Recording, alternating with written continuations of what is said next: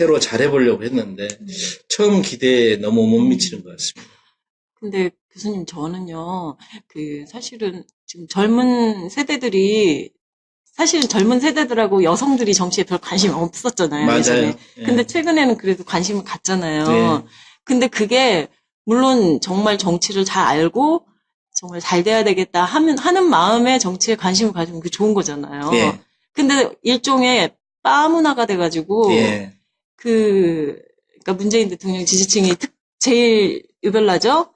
그런 식으로 정치 참여하는 거는 저는 정말 바람직하지 않다고 보거든요. 맞아요. 이거는 정말 정치를 오히려 오염시킨 게 아닌가. 맞습니다. 그래서 저는 젊은 사람들 정치 참여하는 걸 좋게 본다는 거 저는 좀 약간 부정적으로 보거든요. 글쎄요, 그러니까 잘하게 해야 되죠. 아니, 그러니까 이런 거죠. 뭐가 좀 잘 안 된다고 해서 그거 안 했으면 좋겠다는 거는 조금 그건 박근혜식인 것 같은데. 이를테면 해양경찰이 잘 못하니까 해양경찰을 없애버리자 뭐 이런 거.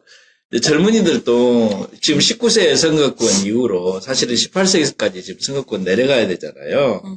선거권을 자꾸 확대하는 만큼 이분들이 젊은 분들이 정치를 제대로 참여할 수 있도록 가이드를 잘 해줄 수 있어야 되죠. 그러면 제일 큰 게 뭐냐면 첫째는 정치인들이 책임 있는 운동을 해주는 게 필요하다. 아까 말한 대로 문재인 대통령 같은 분이 저는 그런 식의 생일 축하를 원치 않습니다. 네, 그렇죠. 그러지 마시고 예를 들어 집 두 채 있는 사람들은 빨리빨리 한 채 팔아주시고 뭐 이렇게 얘기를 하면은 참 착하고 좋은 대통령일 것 같아요. 그러면 젊은 사람들 얼마나 또 그렇게 하겠습니까? 그래서 우선 첫째는 책임 있는 정치인들이 정치 문화를 개선하기 위한 노력을 해야 되는 거예요. 책임 있는 정치인과 정당들이. 그리고 두 번째는 언론들이 좀 노력을 해줘야 되는데 너무나 지금 선정적인 언론이 있고요. 세 번째는 SNS의 여러 투사님들께서 솔직히 아무나 선도하기는 어렵겠지만 지식인들이라든가 기자들이라든가 뭐 이런 사람들도 굉장히 SNS에 글을 많이 쓰거든요. 보면은 그런 사람들이 그런 것들을 하지 않도록 계도를 계속 해주시면 많이 달라질 텐데 싶어요. 아예 처음부터 빠 하려고 하는 사람은 그냥 빠 하라고 놔둬도 상관없어요. 그 세력이 너무 커지니까 문제죠. 그런데 뭐 사이다 발언 해가지고 뜨면은 좋아가지고 또 사이다 발언 하면서 분위기 끌어가시는 분들 많죠. 정청래 뭐 노회찬 뭐 이런 여러 가지 분들 유시민 뭐 등등등등 그분들이 무조건 다 잘못한다는 게 아니고 좀 심하게 가는 것은 꾸짖어도 주고 자기가 좀 조심하게끔 해야 되는데 아주 안 좋은 문화로 끌어가는 그리고 굉장히 저질스러운 예를 들어 가장 대표적인 경우가 김어준 씨 같은 사람들. 재밌기는 하죠. 네. 재밌기로 치면은 글쎄요. 우리가 불법 불량한 건 다 재밌지 않던가요? 옛날에 뭐 초등학교 앞에서 불법 불량한 건 다 재밌어요. 불량식품도 맛있잖아요. 네, 다 재밌는 거예요. 근데 그 큰일이죠. 근데 그런 걸 갖다 오히려 이제는 그런 사람들이 공중파까지 오염을 시키는 지금 상황에 왔으니까 제가 말한 것처럼 정치권이 변하고 언론도 변하려고 노력한다면 많이 변화할 수 있을 거예요. 그것을 단순히 문 빠더라 그러지 마라, 안 빠더라 그러지 마라 이렇게 해서 변하는 거 아니에요. 그래서 사실은 저희들 같은 경우에는 안 대표님을 지지하지만 안 대표님이 하시는 방향이 좀 아니다 싶으면 저희들은 아무리 지지를 해도 대표님 이건 아니다 이런 식으로 약간 태클을 좀 거는 사람들이 좀 많아요. 안 대표님 지지자들. 그래서 예전에 안 대표님이 그렇게 표현을 하시더라고요. 제 지지자들은 참 까다로운 지지자입니다. 근데 그게 정말 맞거든요. 까다로운 지지자거든요. 다 그러신 건 아닌 것 같고 네, 제가 그러니까, 생각할 때는 안철수 빠 중에서도 조금 심하신 분들이 그렇죠. 있긴 그러니까 있어요. 있긴 있는데. 극성스러운 빠들은 어디나 조금씩은 있죠. 근데 그 비중이 제가 봤을 때는 맞습니다. 비중은 그런. 지난번에 뭐 제가 라이브 나왔으니까 말씀드리자면 박지원 대표를 목포에서 그렇게 계란을 탁 던지면 되겠습니까? 그렇죠. 도움이 안 되죠. 그렇죠. 이제 그런 것들은 서로서로 더 조심해야 되겠다 그렇죠. 생각합니다. 그러니까 뭐 극성 빠들은 어디나 뭐 없진 않죠. 근데 이제 노력해야죠. 그러지 않도록. 네. 그래서 저희들이 그때도요, 그 계란 사건 있을 때도 예. 지지자들도 그러면 안 된다는 거 많았어요. 그러니까요. 네, 같은 지지자끼리도. 예.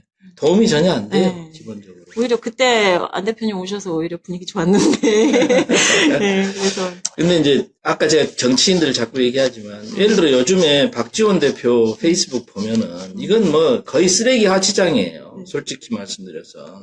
그래서 그거는 내가 얘기를 좀 안 할 수가 없다 싶은데 그분이 그런 분이 아닌데 왜 그럴까 그러고 있어요. 네. 그래서 아까 사실은 예전에 김대중 대통령 말씀도 잠깐 드렸는데 사람을 보고 정치를 하면 저는 그건 좀 안 된다고 보는 게요. 예. 얼마 전에 어떤 분이 민주당 탈당을 했는데 그분하고 같이 나온 국회의원께서 하시는 말씀이 예. 왜 탈당을 하셨습니까? 하니까 예. 누구누구 따라서 나왔습니다. 누구누구 따라서 나왔다는 거예요, 탈당의 목적이. 그래서 너무 황당한 거예요. 어떻게 헌법기관이라는 사람이 저렇게 무책임하게 누구 따라서 나왔는데, 무슨 그게 국회의원이에요? 꼬붕 아니에요, 교수님? 맞습니다. 그분이 하는 거는 틀린 것도 무조건 옳다는 거예요, 그분은 완전. 그건 거의 국회의원이 빠가 아닌가요? 글쎄요, 뭐, 무조건 아마 따라오는 사람도 있었을 것이고, 또 이해관계가, 작은 이해관계들을 가지고서 그렇게들 왔다 갔다들 하셔요. 지금 요즘에 이제 국민의당의 일부, 초선 의원들 같은 분들이 너무 강경하게 방송에 나가서 말씀하시고 하는 거 보면, 좀 많이 안타깝고 좀 그렇습니다. 제 말은 이거예요. 정말로 안철수가 싫고, 이런 통합이 정말로 싫으면 저는 당연히 먼저 탈당을 해야죠. 그렇죠. 탈당을 해서 나가서 창당도 하시고 나가서 자기들의 그룹대로 뭘 얘기를 해야지 무슨 결의대회를 그렇게 자꾸 하십니까? 결의대회 열심히 하면서 실제로 창당대회를 안 하되 네. 5개 시도당을 창당해야 중앙당을 창당하는 거거든요. 사람이 부족한 거 근데 아니에요? 왜 안 하시나 모르겠어요. 그래 놓고는 텔레비 나와가지고 계속 안철수 대표를 이렇게 비하하거나 막 이런 말을 하시는 걸 보면 인간적으로 정말 저러시면 안 되는데 저러시면 다음번에 총선 때 부적격자 소리 들으실 텐데 하고 있습니다. 이미 당원들이 뭐 거의 데스노트 쓰고 있지 않을까 아니 뭐 싶은데요. 당을 떠나서 제 말은 국민들이. 더불어민주당 사람들도 그 좋게 안 볼 거라고 저는 생각해요. 네.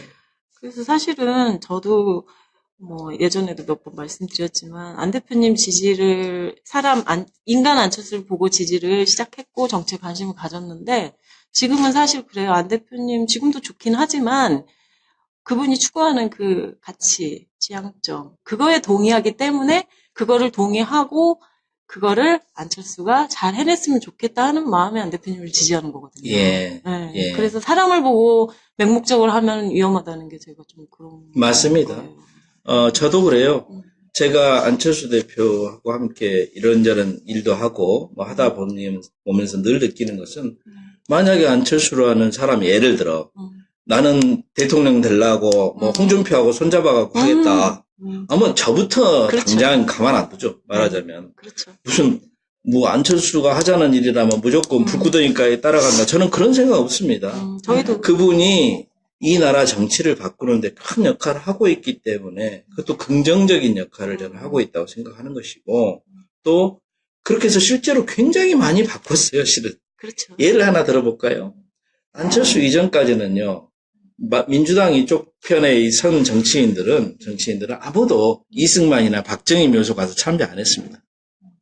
안철수부터 했어요. 그렇죠. 문재인 대통령도 했죠. 이번에.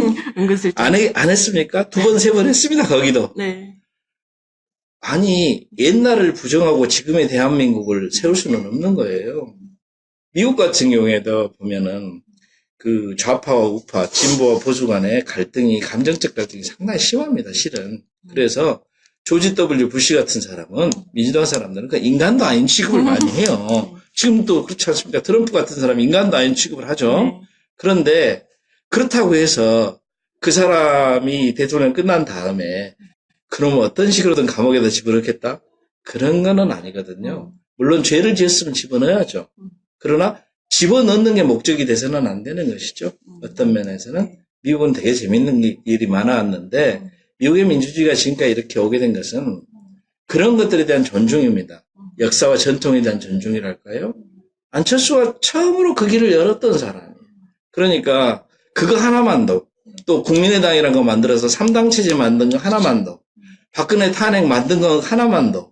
그리고 지금 또 호남과 영남, 빛고울 광주, 그러면 달구벌 대구, 달빛 동맹이 같이 일어서 가지고 개혁적인 새로운 당을 통해 가지고 지역주의를 극복하고 미래를 한번 향해서 나가보자는 거. 시도하는 건 하나만 더. 설사 만약에 국민들이 다 싫어해 갖고 실패하더라도 저는 안철수라는 사람이 이 나라 정치의 발전에 엄청난 영향을 주고 있다고 생각합니다. 그래서 제가 뭐 이렇게 표현을 그렇게 하거든요. 지금도 양 당에서 이탈 세력이 나오는 걸 저는 지금 지진이 일어나고 있다 이렇게 표현을 그렇죠. 하거든요. 예, 네. 맞습니다. 네, 지진이. 그래서 저는 그런 의미에서 안철수 대표하고 함께하고 돕고 하는 것이고요. 그런 의미에서 호남의 다른 분들한테 이것이 올바른 길입니다라고 얘기를 하는 거예요. 네. 근데 다들 싫다 하면 뭐 안 되겠죠. 그렇죠. 뭐 그거야 결국은 국민이 판단하는 거예요. 선거를 통해서. 그거는 국민의 판단이죠. 근데 예. 교수님 아까 좀 전에 말씀하셨듯이 무슨 결의대회하고 지금 막 이러잖아요. 근데 박근혜 대통령 때도 참 그 말잔치였던 창조경제. 예. 근데 지금 하는 거 보면 저는 이런 게 예전에도 있었는지 모르겠는데 이거 무슨 창조 정치도 아니고 뭐 희한한 해괴한 일들을 하시더라고요. 우리나라 정당사에 처음 있는 일입니다. 제가 자신 있게 말씀드립니다. 아니 당내에서 제가 그래서 당내에서 알까지 말라 이 얘기인데 당내에서 무슨 창당을 하고 정말 살다 그러니까 이건 진보, 보수, 무슨 이런 걸 떠나서 기본적으로 상도덕이 안 되는 것이고요. 상식에 반하는 정치를 하고 있는 거예요. 그래서 어쨌든 징계 절차를 저는 안 대표님이 좀 과감하게 하셔야 된다 그렇게 생각을 하는데 모르겠어요. 징계는 징계하기 전에 물러가지 않겠나 싶긴 하는데요. 아 그럼 더 좋고. 왜냐하면 징계라고 하는 것은 결국 그럼 안철수의 손으로 안철수가 피를 봐야 된다 뭐 이런 식이 되는 건데 저는 2월 4일 전당대회가 중요하다고 생각합니다. 네. 2월 4일 전당대회에서 법적으로 완벽한 이제 결론이 내려지는 거 아니겠어요? 그러고 나면 이제는 그 사람들이 탈당을 하든지 뭐 하겠죠? 그러지 않겠습니까? 근데 교수님 지금 또 저희가 분노하는 게요. 그 중재하시는 분들도 왜 안 대표 사퇴를 조건으로 그렇게 중재파요? 말씀을, 예, 네. 그렇게 말씀을 하시는 저희는 사실 안 대표님을 재신임한 건 저희 당원들이잖아요. 예. 그런데 왜 의원님들이 자기들이 반대한다고 그래서 뭐 중재를 한다, 뭐 사퇴를 해라. 저희들은 그거에 사실은 분노하거든요. 글쎄요, 근데 이제 이런 면은 있어요. 이제 안 대표님이 가는 길에 대해서 좀 자기들이 불안하고 또 지역의 민심이나 이런 데에서 많이 이제 부정적인 사람들도 많이 있으니까 뭐 꼭 다 긍정적인 건 아니거든요. 그래서 그런 목소리들을 전달하고 계신다라고 생각할 수 있지 않겠나, 중재파가. 그런데 그분들 대부분이 제가 생각할 때는 이념적으로도 매우 중도에 가까우신 분들이고요. 원래 제3당 한다는데 굉장히 방점을 찍고서 정치를 하신 분들이 그중에 많습니다. 뭐 박주선 의원님이나 김동철 의원님, 또 황주홍 의원님, 주승용 의원님 다 그런 분들이기 때문에 저는 이것은 이제 또 한편으로 의원들 정치를 무조건 다 무시할 수만은 없다는 생각이고요. 그러나 어쨌든 이제 전당대회가 다가왔으니까 그분들도 결론은 내야 되겠죠. 남든가 아니면 나가든가 하는 건데 저는 다 남지 않겠나, 다 남을 수 있지 않겠나 네. 이렇게 생각합니다. 그래서 지금 정영숙님께서도 중재파가 더 얄밉다.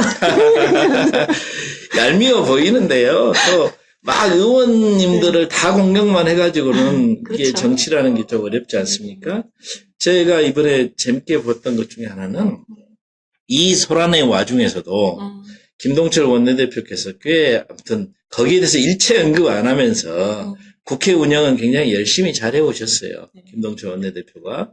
그리고 박주선 비대위원장도 지난번 그 전당대회 안 대표가 뽑혔던 그 전당대회 과정에서 안철수 나오면 안 돼 하는 사람들을 제지했던 사람이 당시 비대위원장 박주선 의원이었습니다. 그래서 이런 분들의 여러 가지로 또 깊이 생각하는 바들이 있기 때문에 또 전문으로 정치하시는 분들이니까 또 그분들이 어떤 역할을 앞으로 맡게 될 건지 이런 것들을 생각하면서 고민과 뭐 협상과 이런 것들은 있을 수 있다. 그래서 이것을 이제 잘 극복해나 만약에 그분들이 다 남아도 좋고 또 그분들이 다 나가도 좋고 그 어떤 결과가 나오더라도 이것을 극복해내는 것이 지금 통합신당의 과제, 중요한 과제 중에 하나인 건 당연하고요. 그렇게 본다면 제가 아까 말씀드린 거 있죠.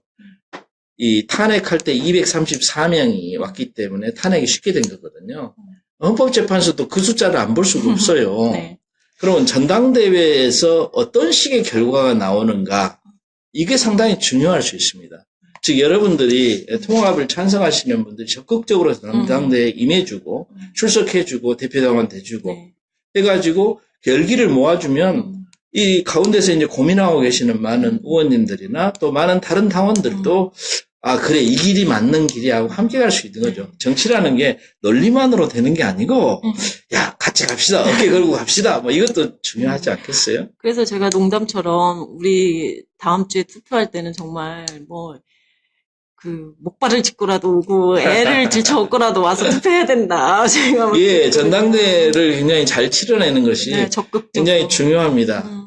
저는 바른정당 사람들이 없었으면 그럼요. 절대 박근혜 탄핵 안 됐다고 생각합니다. 그럼요. 일단 표수도 안 됐지만 200명도 못 만들었지만 설사 아슬아슬하게 200명을 올렸다 하더라도 그때 새누리당이 찢어지면서 바른정당이 튀어나가고 친박을 공격해내고 그리고 그분들이 말하자면 회개한 거 아닙니까? 회개하고 참여하고 새로 시작하겠다고 한 거 아닙니까? 그 힘이 있었기 때문에 보수 언론이라든가 모든 게 다 하나가 돼서 박근혜는 아웃이다라고 됐기 때문에 박근혜가 아웃이 되고 새 시대가 열릴 수 있었잖아요. 그런 것처럼 지금 최대의 표를 모아내는 것, 전당대회에서. 최대의 출석과 최대의 득표, 그리고 열기, 이것을 해내는 것이 새로운 당의 출범에 아주 큰 중요한 어떤 분기점이다라고 저는 생각합니다. 이거 뭐 당연하지만 기습질문. 교수님 대표당원 맞으시죠? 저요? 아닌데요. 아, 1호 대표당원 아닌가요? 아니, 죄송합니다. 제가 과거에 시당위원장까지 한 사람이고 그렇죠. 권리당원으로 돈 꼬박꼬박 내고 있는 사람인데 네. 제가 서울을 잘 못 가요. 그래가지고 이번에 나눠서 하잖아요. 그러니까 뭐 그런 여러 가지 사정이 있어가지고 저는 대표당원 안 했습니다. 아, 진짜요? 교수님? 죄송합니다. 아, 교수님, 안 되는데. 그 대신 이렇게 응원해드리잖아요. 네. 아니, 이번에 저는 지역별로 하게 했잖아요. 예, 예. 그래서, 아, 교수님 하시겠구나. 광주에서. 죄송합니다. 아이, 교수님. 이거 안 되는데. 아이, 참. 글쎄요. 저도 지금 후회하고 있습니다. 그러게요. 아, 교수님 한 표가 지금 100표로 보이는데, 저는. 예, 괜찮습니다. 저는 다른 방법으로 이렇게 돕고 있잖아요. 많이 독려해 예. 주시고. 아, 그리고 교수님, 이거 개인적인 건데, 개인적인 뒷담화인데요. 예. 혹시 우승용 교수님 보고 계시나 모르겠는데, 예. 우승용 교수님, 자꾸 미꾸라지처럼 빠져나가십니다, 지금. 제가 페북 라이브 초대했는데, 자꾸 빠져나가십니다.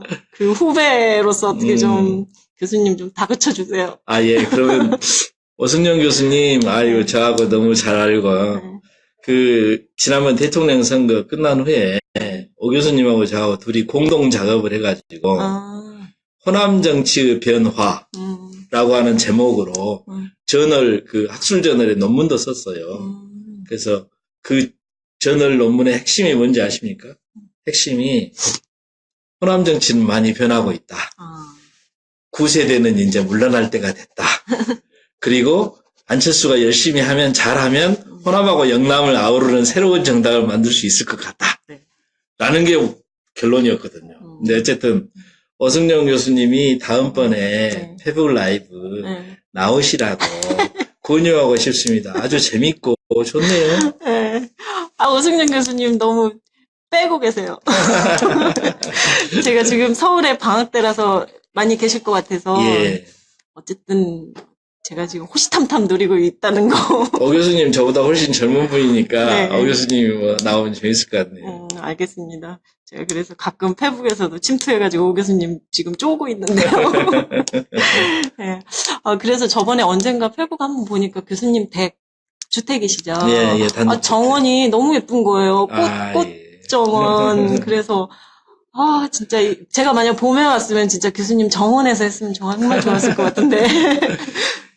조그마해요. 그냥 마당에 조금 있는데 사진이 묘미가 있어가지고 사진으로 보면 넓어 보입니다. 그때 참 넓어 예쁘더라고요. 보이는데 예, 원래 아파트 쭉 살다가 한 2년 반 전에 처음으로 이 단독주택을 리모델링 해가지고 들어와 봤는데요. 괜찮은 것 같아요. 그래서 요즘에 저는 아파트 사는 분들한테 이런저런 얘기하고 다닙니다. 단독으로 옮겨 사세요. 네, 저도 개인적으로 아파트 별로 좋아하진 않거든요. 예, 꽃도 있고, 잎도 있고, 길냥이들도 왔다 갔다 하고 재밌습니다. 예. 요즘 개도 좀 키우시지.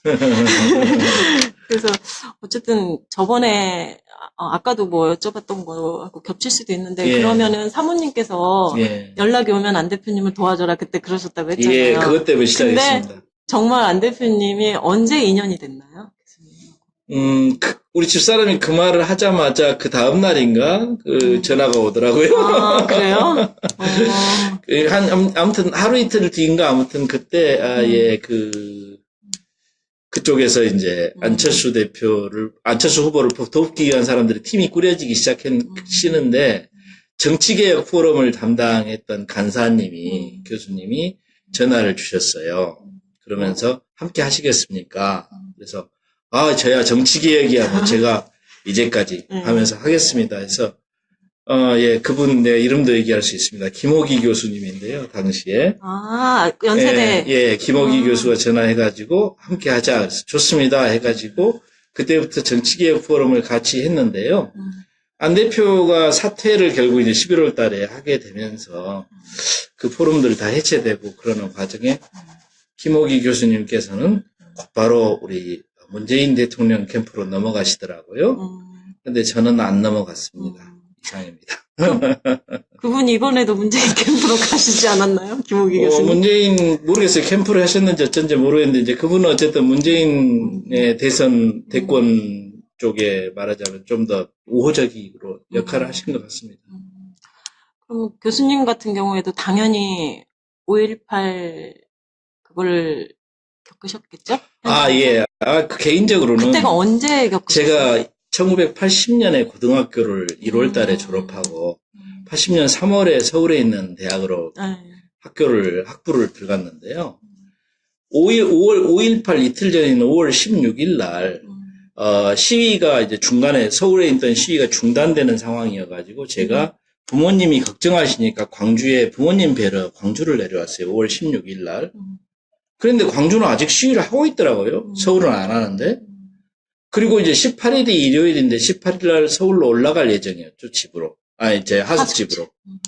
근데 18일 날 아침에 휴교가 되면서 5.18이 시작된 거예요. 그래서 저는 통으로 5.18을 광주에서 지냈습니다. 그리고 그 경험으로 해서 저는 학생운동을 시작을 했고, 저는 5.18의 진실을 알리기 위해서 학생운동을 시작을 했고, 그리고 83년도에 시위 주동자로 감옥을 갔어요.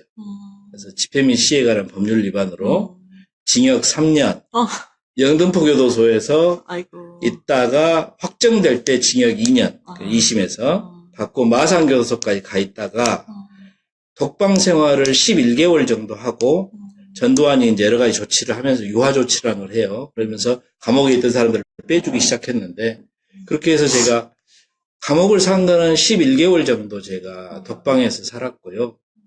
그리고 그 후에 이제 사면과 복권이 된 거는 87년도에 6월항쟁 때는 또 제가 대학원 학생회장으로 또 6월항쟁 멤버였거든요.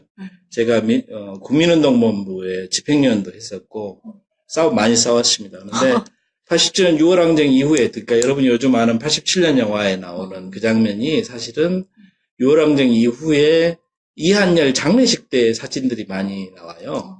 이한열 장례식 7월 초인데요.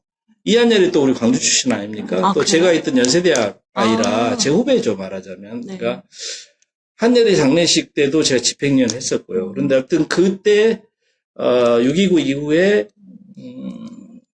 사면 복권이 있었어요. 김대중을 포함해서. 그때 제가 사면 복권이 됐습니다. 그래서 저는 사면 복권 이후에, 거기까지 이제 말씀드려요. 사면 복권 이후에 저는, 그때 12월에 있었던 대통령 선거에서 김대중, 김영삼 단일화를 시켜가지고 어떻게든 수구 보수 세력을 이겨보려고 몸부림을 치던 사람 중에 한 명이었고요. 근데 그게 안 됐잖아요? 예, 노태우 돼버렸잖아요? 그래서 너무 분이 나가지고 그때 소위 운동에서 손을 끊었습니다. 손을 끊고, 일반 회사를 들어갔어요. 대기업을 3년 다녔고요. 그런 다음에 뜻한 바 있어서 미국으로 유학을 갔습니다. 그러니까 저는 간단히 말하면 소위 586 세대 중에서 80학번으로 가장 높은 세대고요. 제 후배들이 줄줄이 지금 더불어민주당에 의원하시는 분들도 많고 뭐 그렇습니다. 예. 그러니까 교수님 그 보면은 어머니가 그럼 걱정 많이 하셨겠어요. 예, 아버지가 제가 감옥 가서 아버님이 큰 병이 나가지고 나중에 아버님이 그 지병 때문에 나중에는 돌아가셨는데 예, 부모님도 그때는요 뭐 아무나 면회도 안 됐고 부모님이 하루에 한 번 그것도 지방에서 올라오셔야 되니까 그리고 이제 저를 마산교도소로 보내버린 거는 웬만하면 우리 전라도 출신이니까 광주교도소나 이쪽에 보내는데 마산으로 보냈던 건 좀 악질이라서 그랬거든요. 교수님 그쪽에서 볼 때. 그렇죠. 왜냐하면 제가 수영 생활하면서 단식투쟁 같은 걸 많이 했어요. 제가 영등포 교도소로 가게 됐던 것도 서울구치소에서 영등포 교도소로 끌려갔던 건데 뭐 피나고 뭐 이런 건 한두 번이 아니고 제가 좀 굉장히 독종의 악질로 소문났던 사람이에요. 그래서 요즘에 제 얼굴을 보시는 분들이요. 옛날 30년 전 얼굴하고 너무 다르다는 거예요. 30년 전에는 제 눈에가 핏발이 섰대요. 항상 독종으로. 근데 교수님 그 비슷한 말씀을요. 김근식 교수님 저번에 하셨어요. 그렇다니까요. 본인도 그 감옥에 있으면서 거울을 보면서 이게 내 얼굴이 맞나 싶었대요. 그러니까요. 저도 제 거울을 봤을 때 야, 내가 이렇게 변했구나 했어요. 감옥에 있을 때요. 감옥에서 그렇게 오래 독방에 있다 보면은 좀 그런 게 있는데, 그 지금 제 아무튼 동기나 후배나 이런 사람들이 뭐 청와대에도 있고 어디도 있고 많이들 있죠. 예. 교수님 이인홍님께서 교수님 존경합니다. 아이고. 패친 교수님 패친. 아닙니다. 존경할 건 아니고 80년대에 다 함께 그렇게 했었죠. 그리고 5.18에 대해서 제가 여러분한테 좀 한마디만 한 가지 할 수 있다면 5.18은 그때 5.18 때 총 들고 싸운 사람들만의 5.18이 아닙니다. 함께 해줬던 분들 그리고 악을 써줬던 분 멀리서 그냥 안타까워했던 시민들까지 다 포함해서 그리고 5.18 이후에 87년 6월 항쟁이 있을 때까지 5월이 되면 끊임없이 광주 사람들은 금남로에 나와서 투쟁을 해줬어요. 이게 다른 지역하고 많이 다른 건데요.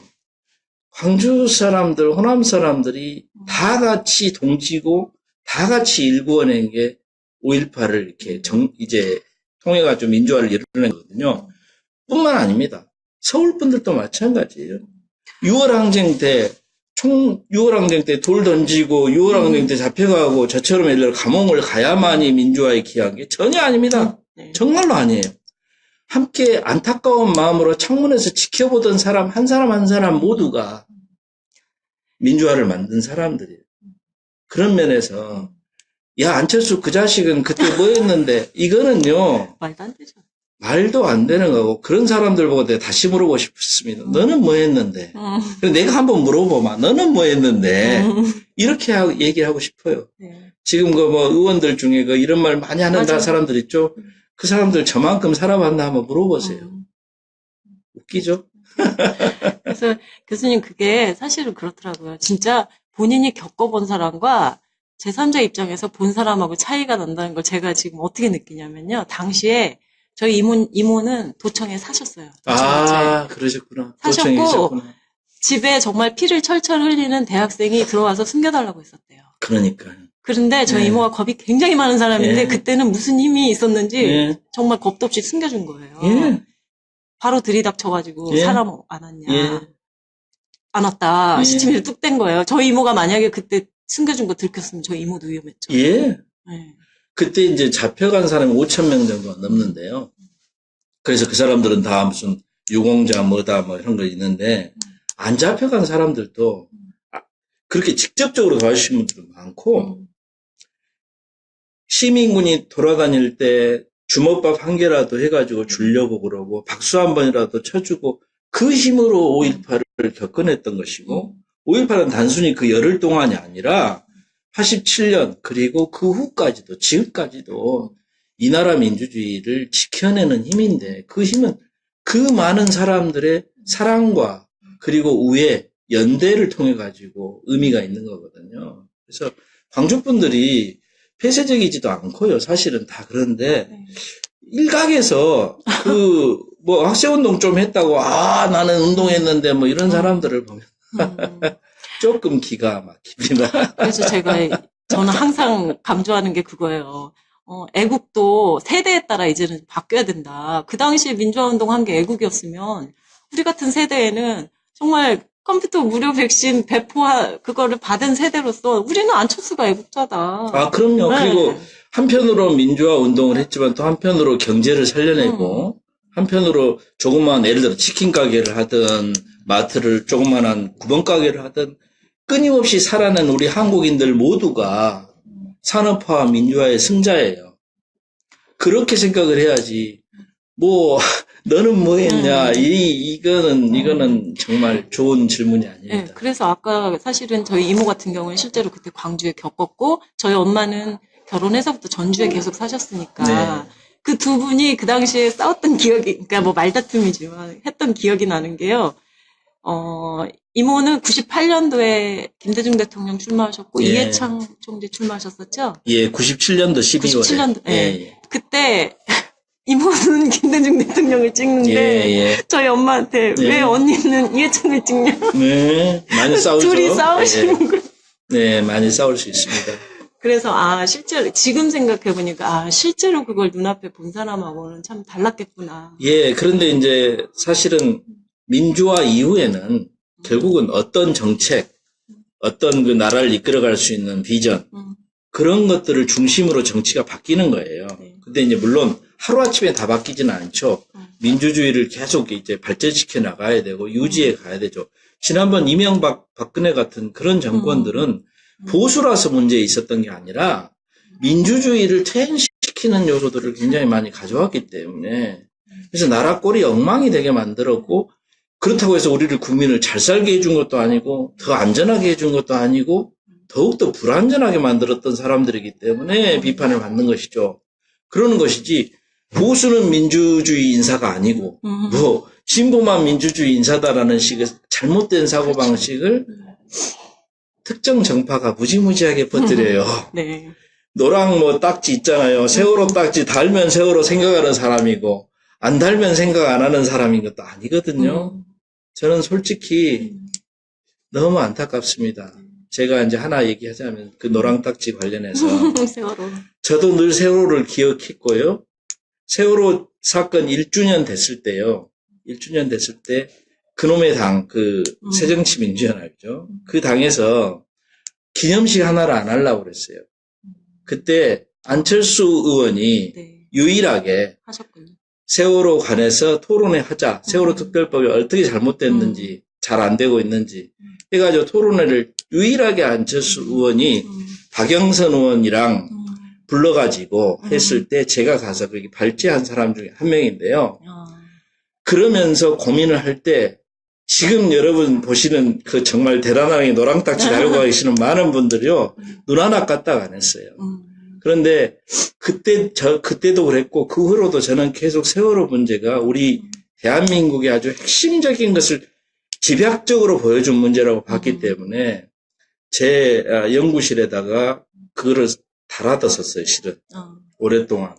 그랬는데 대통령 선거 끝나고 나니까 이렇게 크게 다신 분들이 많이 생기더라고요. 차에다가도 달고 뭐 연구실에다가도 크게 다시는 교수님들이 계셔서 그걸 보고 제가 헛웃음을 웃으면서 제 연구실에 붙어있는 노랑딱지를 뗐습니다. 이게 나라가 제대로 가는 게 아닙니다. 예. 그러니까 교수님 지금 이 부분 세월호 부분 특별히 저희가 짤방을 만들어야 될 것 같아요. 교수님 산 증인이네요. 왜냐하면 지금 대선 당시에도 그렇고 지금까지도요. 저쪽 민주당 쪽 사람들이 안 대표는 세월호를 모른 척했다. 지금까지도 그러는 웃기지도 거거든요. 않아요. 그렇죠. 교수님 예. 산 증인입니다, 웃기지도 여러분. 이거. 4월 16일 그날도 안 대표가 그 옆에 수석보좌관이 당시 서정성 수석보좌관 광주 사람인데요. 네네. 같이 세월호 그 현장에 그날 오후에 굉장히 굳은 표정으로 갔던 그 사진 제 뇌리에 생생하거든요. 네. 예. 그런데 안 대표가 세월호를 그리고 모른 척. 특별법을 어떻게든 빨리 만들어 보려고 노력했었고 실패하고 그다음에 우리 박영선 의원으로 비대위원장 됐을 때 박영선 의원도 어떻게든 양쪽이 합의하는 형태의 조사를 빨리 시작하려고 노력했는데 그것도 어그러졌죠. 양쪽의 강경파 때문에 그런 거예요.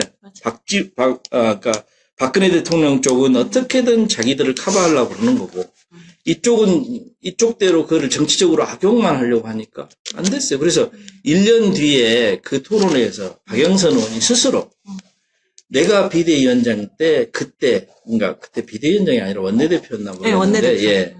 그때 그 법을 그때 만들었었어야 되는데 안 돼가지고 지금도 너무 이런 상황이 돼가지고 자기가 자괴감이 든다 하고 공식적으로 얘기를 했고요. 그때 김한길 대표랑 안철수 대표랑 같이 제가 점심을 같이 했었는데 참 안타까워요. 나중에 대통령 선거 과정에서 안철수는 뭐 대통령감이 아니다라고 막 공격한 몇 명의 지식인 중에서 대표적인 분 한 분, 제가 이름은 얘기하지 않겠습니다. 그분도 그날 그 토론회, 세월호 토론회 있었고, 1년 뒤에 있었던 토론회, 또 문재인 대표의 최측근 비슷하게 활동하시면서 뭐 무슨 국민 성장인지 뭔지 포럼 막 하시던 모 대학의 사회학과의 모 교수님도 그 자리에 있었어요. 나중에 오프해서 물어봐야지, 교수님한테. 아니, 자료 찾아보면 알아요. 아니, 방송 끝나고 네. 교수님한테. 기자들이 알면서도 그런 것을 쓰지 않는 걸 보고 저는 기가 막혔습니다. 네. 지난번 대통령 선거 과정에서요. 사람들의 그 거짓말과 그리고 그 거짓말을 이건 거짓말이다라고 기사를 쓰지 않아요. 신보 언론이라는 사람들이. 그거는 뭐 눈치 보느라. 할 말이 없죠. 근데 교수님, 타경환 님이라고 아세요? 박사 지도 교수님이었다는데, 교수님께서? 지금도 지도 교수죠. 아, 맞아요? 아직 논문 못 썼으니까. 논문 못 쓰셨다면서요?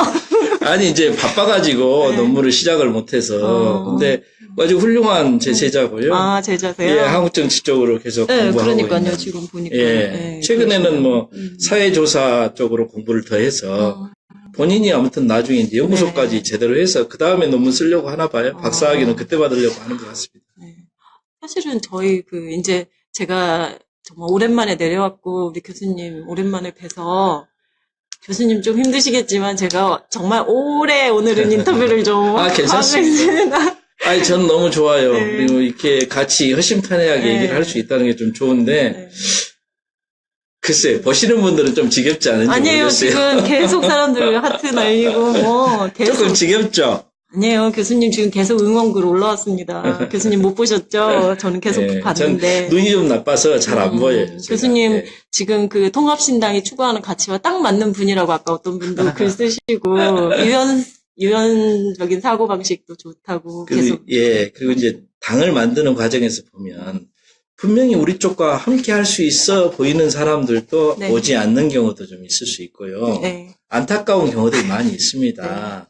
그런데 너무 그것을 너무 공박하지 마십시오. 네. 제 생각에는 이제 원래 시작은 작지만 끝은 창대하단 말 있잖아요. 네. 시작을 작지만 끝이 창대하려면 명분이 중요합니다. 근데 이 당은 대단히 명분이 있는 거예요. 예전에 국민의당도 그랬고 네.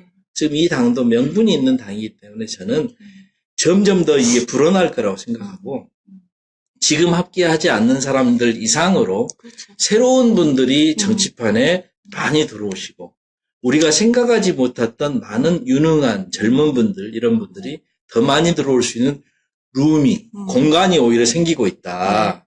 엊그저께인가 안철수 대표가 인터뷰하면서 그런 말을 하셨더라고요. 어저께인가요? 대표를 해야 되지 않겠느냐. 다음 신당에서도. 그랬더니 본인이 내가 대표를 하면 딴 사람이 들어올 자리가 없어지지 않느냐라는 얘기를 했다 해요. 저는 그 점에 대해서 대단히 동감입니다. 그러나 당이 꼭 필요로 한다면 대표를 해야 되겠죠. 그러나 또 어떤 면에서는 아까 말씀드린 것처럼 선거에서 이기기 위해서 그리고 더 많은 사람들을 동참시키기 위해서 필요한 거라면 뭐든지 해야 된다라고 생각합니다. 네. 교수님 방금 이현웅 위원장님도 들어오신 것 같은데. 아, 그래요? 아는 척 좀 해주세요. 크신 분. 안녕하세요. 이현웅 위원장님. 네. 그래서 사실은 제가 어렸을 때 제 기억에 저희 외가가 광주라서 예. 어렸을 때는 왔던 것 같아요. 근데 지금도 있나 모르겠는데 저는 그때 계림동? 예, 계림동. 네, 그러니까 바로 이 동명동 옆이 계림동입니다. 가깝나요? 예. 계림동이라고 많이 왔었던 기억이 계림동에 나요. 광주고등학교라고 있는데 제가 거기 다닌 사람이에요. 네, 그러셨군. 그래서 그 딱 기억나더라고요. 광주하면 생각나는 게 계림동, 도청, 예, 그리고 충장로. 예, 충장로, 예, 충장로. 예. 그래서 오면서 보면, 야, 어렸을 때 봤던 광주, 물론 많이 달라졌죠. 예, 많이 달라졌어요. 음. 많이 달라졌는데 꼭 좋은 의미로 달라진 것만은 아니라서 좀 그렇습니다. 근데 사실은 그 도청이 이렇게 바뀌고 지금 이제 아시아문화전당 뭐 이렇게 해서 많이 바뀌고 있는데 생각보다 그럼에도 불구하고 오래된 것들을 많이 간직하고 있는 도시예요.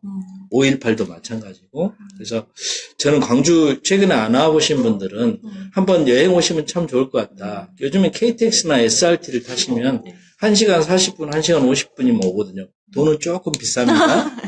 그런데 광주 오시면 근처에 화순, 담양, 이런 나주 엮어가지고 1박 2일이나 이렇게 오시면 참 좋아요.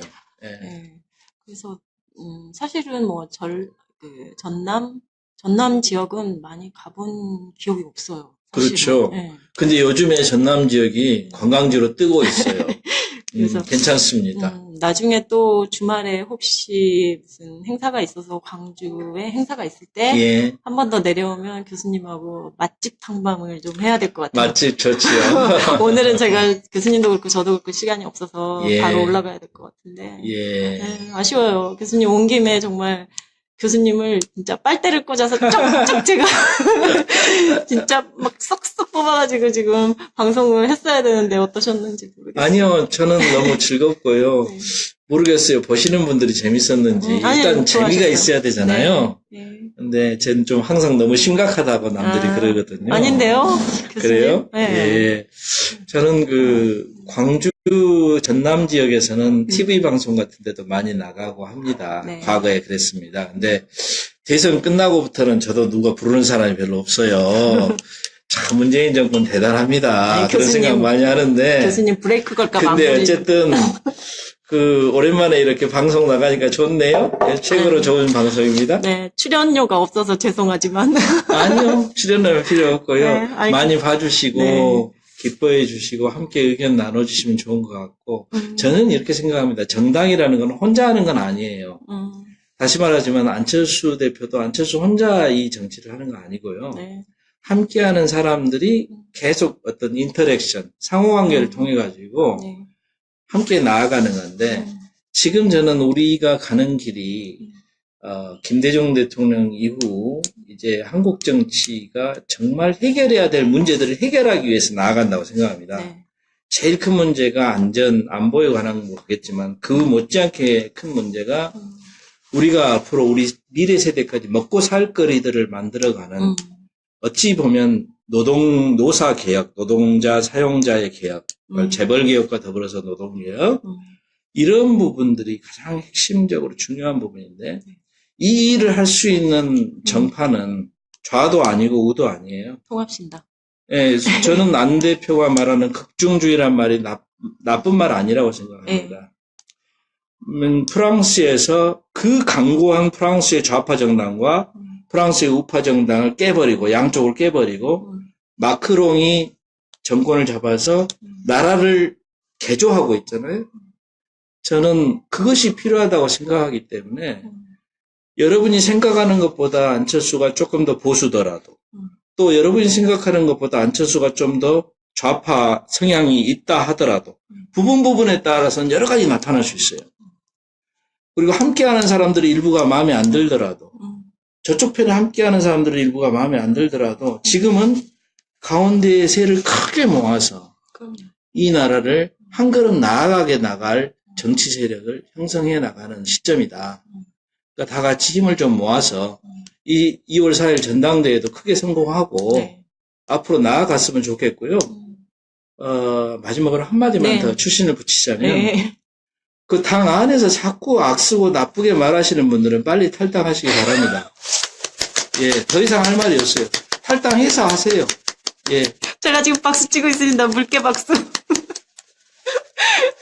아, 교수님 진짜 지금 하다 보니까 1시간 반을 했어요. 예. 교수님 최장 했습니다. 제가 오늘 완전히 와서 교수님께 정말 좋은 말씀 많이 듣고, 오프에서도 조금 있다가 또 조금 더 듣고 올라가겠습니다. 아무튼, 교수님 너무 반갑고요. 진짜, 페북에서 근데 자주 가서 그런지 교수님 오랜만에 뵌 것 같지가 않았어요. 요즘 제가 포스팅을 너무 자주 했나 봐요. 아니에요. 교수님 자주 우리 당원들하고 소통하시는 거 되게 좋았어요. 방학이라서 요즘 조금 자주 했습니다. 네. 아이, 참, 앞으로는 자주 안 하려합니다. 아니에요, 교수님. 해주셔야죠. 저희 소통 예. 방법이 그건데, 자주 못 뵈니까. 예. 그래서 서울에도 나중에 행사 오시면, 시간이 맞으면 교수님 또 뵈러 갈게요. 예. 예. 저도 그때 교수님 마지막 그 토론회 기억이, 교수님 뵀던 게 그때였어요. 안 대표님 2015년도 12월에 탈당하셨잖아요. 예. 11월에 토론회 오셔가지고. 광주 토론회. 네. 그때 저는 교수님. 여의도 토론회, 네네. 광주 토론회 두 번 있었습니다. 네, 그때 뵌 거예요. 그때 뵙고 사실은 실제로는 지금 처음 뵌 거예요. 그때도 민심이 탈당을 원했기 네. 때문에 민심이 그 당하고 헤어지라고 원했기 때문에 저는 그것이 광주 민심이다라고 맞아요. 했고 지금은 진정한 민심은 국민의 진정한 민심은 저쪽하고 합당을 하고 네. 나아가라라고 하는 거라고 믿기 네. 때문에 그렇게 하고 있습니다. 네, 그래서 이제, 교수님께서 지금 저희 그 당원들이 많은 호남이잖아요, 예. 여기가. 그래서 사실은 교수님의 격려가 저는 필요하다고 느껴서 예. 사실은 내려온 거였어요. 예. 교수님을 긴급. 예. 해가지고. 그래서 교수님 힘을 실어주는 발언 일주일 남았잖아요. 예. 힘을 실어주는 발언 짧게 좀 한 번만 탁 해주시고. 글쎄요, 어렵고 힘들더라도 네. 처음에는 다 그렇게 보이는데요. 네. 아까 제가 말씀드린 것처럼 명분 있는 일을 함께 가는 거니까요. 서로 힘을 돋았으면 좋겠고. 그리고 2월 4일 전당대회가 굉장히 중요합니다. 거기서 지난 연말에 그 당원 투표 때처럼 힘들을 모아주시면, 동력이 생길 거고. 결국은 정치를 왜 합니까? 정치는 그냥 나 혼자 내가 권력 잡으려고. 여기 지금 페북에 지금 들어와 계신 분 중에서 무슨 통합신당 되면 내가 무슨 국회의원 된다 하는 분 별로 없잖아요. 그렇죠.